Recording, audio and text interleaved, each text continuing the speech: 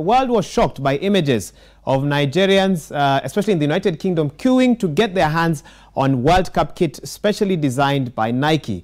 And we've also seen within a very short time a lot of fakes flooding the market in Nigeria as well. To talk a little bit about this phenomenon, let's bring in an international sports broadcaster based in Germany, Hanover to be more specific, Omar Akatugba, to talk a little bit about this phenomenon. Omar, good morning. I trust you can hear me loud and clear. Yes, good morning. I can hear you loud and clear. Fantastic. Thank you for having me on your platform. Let me first ask you, do you have a jersey yourself? Have you gotten your hands on one? Not really. You know, I live in Germany, and the Nigerian jersey hasn't been in stock here in Germany. I have made contact with my friends in London to help me get one and send to Austria, because I will be going to Austria to join the Super Eagles in camp as they prepare for their final friendly game against Czech Republic before they go to Russia. So I'll get my jersey in Austria. Let me get your thoughts about why this kit has caused so much excitement, and what was the inspiration for Nike when they made this kit in your view? Does it represent anything that is Nigerian? Yes, I think that Nike got inspiration from the 1995 jersey Nigeria won for the King Fahd Cup, which is now the Confederations Cup, as well as the one Nigeria won, war to play England in that international friendly in 1994. So, and that is basically one of Nigeria's most beautiful jerseys ever, the 94 jersey. A lot of Nigerians before now have always wanted to have that jersey, you know, remade. And I think Nike was smart, having garnered from a lot of Nigerians that people love that jersey.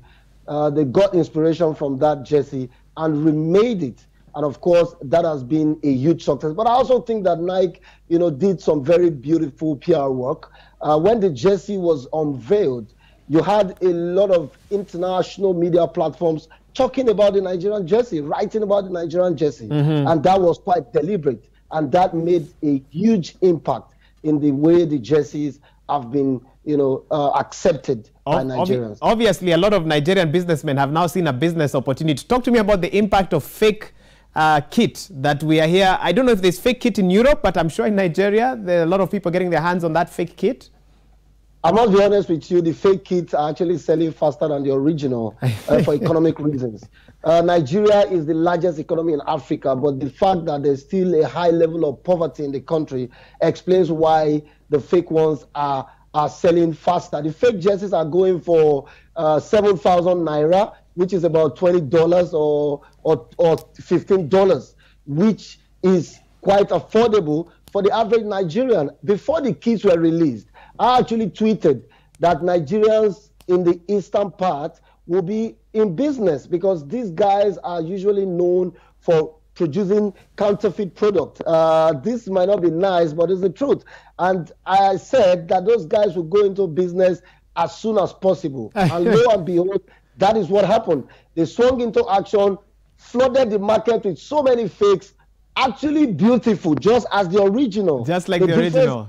It's in quality, not in beauty. So Nigerians went out, bought them, and I'll tell you the truth, that is selling faster than the original, because the original that was sold out was released in London, and most of the people who purchased them were Nigerians in the diaspora, and £68 is not such of a big deal for a Nigerian in London, but a Nigerian in Nigeria is something too big to afford. It's a fortune. So what happens if Nigeria does not perform after the beautiful kit and all the excitement? What happens if they don't live up to the expectations of their fans?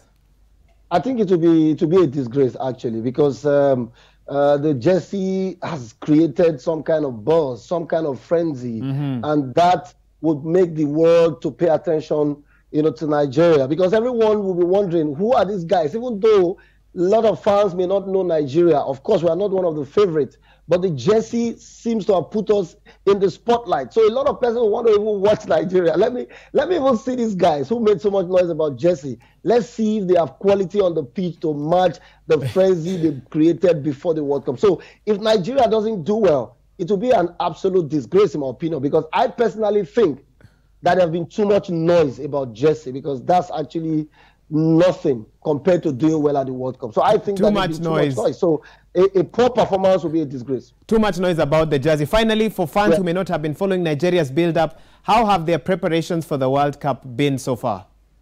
I must say to you that it's been the best we've ever had. Before now, Nigeria has always been known for having what we call a fire brigade approach. Not preparing well for major tournament, issues of match bonuses, unpaid bonuses, poor preparations for games, poor planning and all of that. But this time around, everything has been on fleek. Okay. The current NFF board, have done a fantastic job. The Eagles, as I'm talking to you, our Super Eagles is the most prepared Super Eagles we've ever had. Wow. And that is some sort of positive.